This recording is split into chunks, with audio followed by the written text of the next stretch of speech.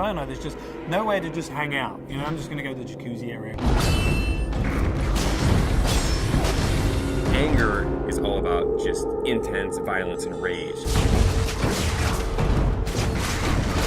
Everything in the world is against you. Cutting limbs off, heads are coming off. Boom, boom, boom. Anger is definitely a level that Dante can sort of unleash his fury in.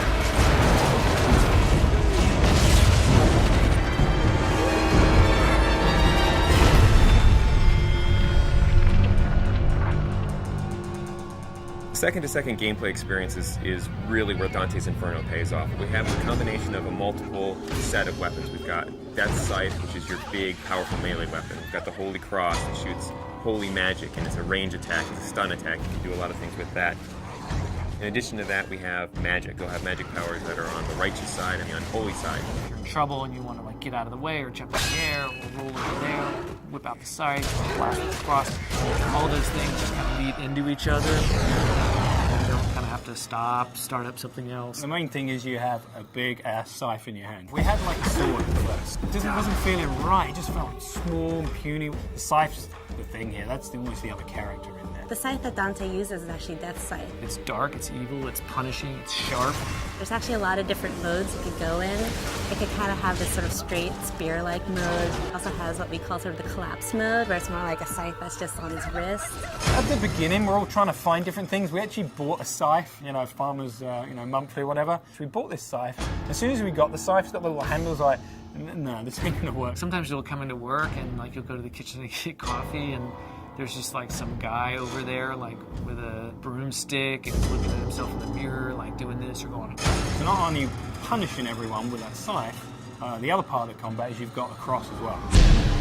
The cross primarily is about stunning, pushing back, holding off enemies to buy yourself time. You know, it never really touches anyone physically. It's more about the power that emanates from it.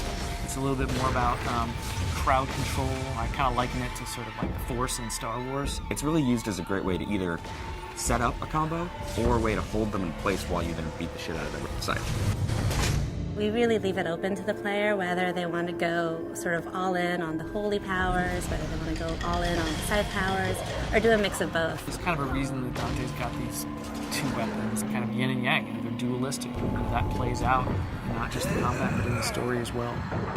That's the whole personality of Dante's Inferno. The most important thing to us was making sure that the combat felt awesome. One of the big things that we wanted to do in Dante's Inferno was really have the game run at 60 frames per second. 60 feels free, it feels fluid. 30 feels like you're drunk. I mean, we did some tests, you know, where we took 30 and we took 60. You can totally tell the difference. As soon as you go to 60, you just see the flow, you see the trails, the scythes leaving behind, and just the smoothness of it. It's a visual and a tactile thing. It's how it feels, but 60 frames a second is pretty good. Especially with all the great effects we got going on in the game now. Sassy. By the time you get to anger, you're kicking some ass, but don't get too comfortable, because pretty soon the shit's really gonna go down. Going to anger, which is really combat focused, and you're really going to test your skills in that arena.